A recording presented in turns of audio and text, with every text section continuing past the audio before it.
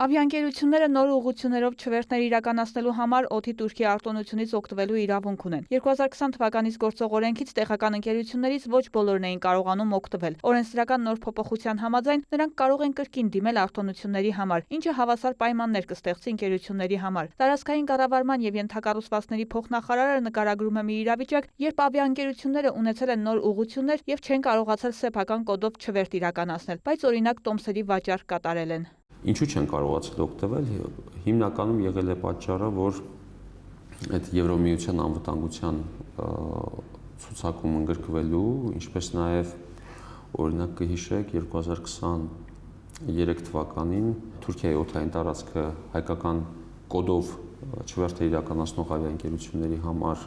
որոշակի սահմանափակումներ մտցվեցին, հետո իհարկե այդ խնդիրը լուծվեց։ Այս օրենսդրական փաթեթով առաջարկում ենք հավանության արժանացնել հետևյալ կարգավորումը, որ ինչ-ինչ պատճառներով, երբ որ ընկերությունները չեն կարողացել օգտվել, իրենց հնարավորությունը ընձեռենք այդ պահին նոր ուղղություն համարված այդ ուղղություններով չվերթեր իրականացնելու դեպքում այս օրենքը ընդունվելուց հետո կարողանան նորից դիմել օգտվել։ Հայաստանում ներկայում կա օդանավ շահագործողի վկայական ունեցող 4 ավիաընկերություն, որոնք միջազգային չվերթներ են իրականացնում, նշում է Սիմոնյանը։ Եվրոպական ուղղություններով մենք այսօր ունենք մեկ տեղական ընկերություն, որը չվերթեր է այդտեղ իրականացնում, իրենք կարող են օգտվել, ինչպես նաև այլ ընկերություններ, որոնք իրենց կոդով չեն կարողացել չվերթեր իրականացնել նոր ուղղություններով, այսինքն սա վերաբերում է բոլորին, ովքեր այդ խնդրին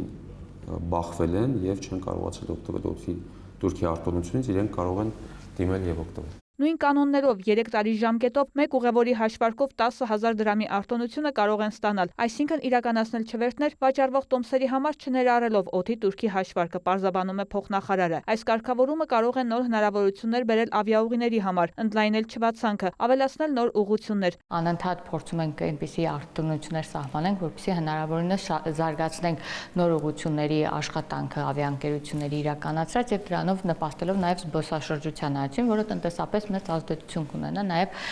բյուջեի վրա, Հայաստանի տնտեսության վրա եւ առհասարակ խաղաղության այս գործընթացում մենք կարծում ենք, որ մենք պետք է անենք հնարավորինս ամեն ինչ, որպեսզի նոր ուղղություններ աշխատեն, որովհետեւ ըստ մեր վերլուծությունների նոր ուղղությունների կարիք անընդհատ է զգացվում եւ պետք է նշեմ, որ նաև բացի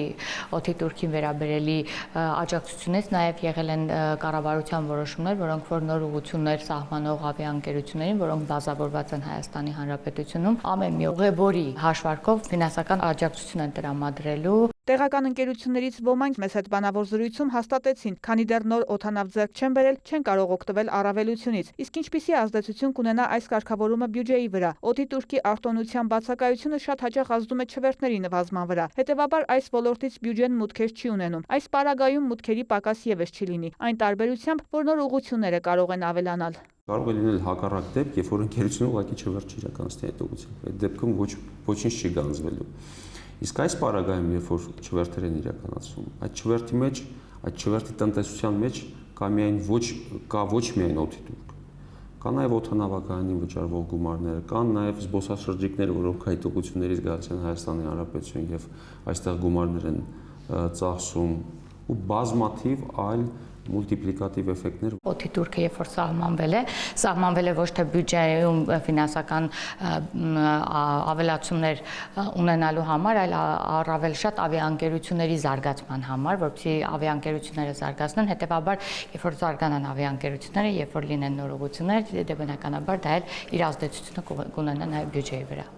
Իսկ արդյոք օդի Թուրքի ընդհանրապես չեղարկման հարցը քննարկվում է։ Եթե կլինեն համապատասխան հաշվարկ հիմնավորումներ, որոնք ցույց կտան, որ չեղարկումը տնտեսական լուրջ էֆեկտներ կապահովի, չի բացառվում, բայց դրա համար կարիք կլինի ֆինանսական տարբեր մեխանիզմների կիրառմամբ խթանել նոր ուղղություններ, նշում է փոխնախարարը։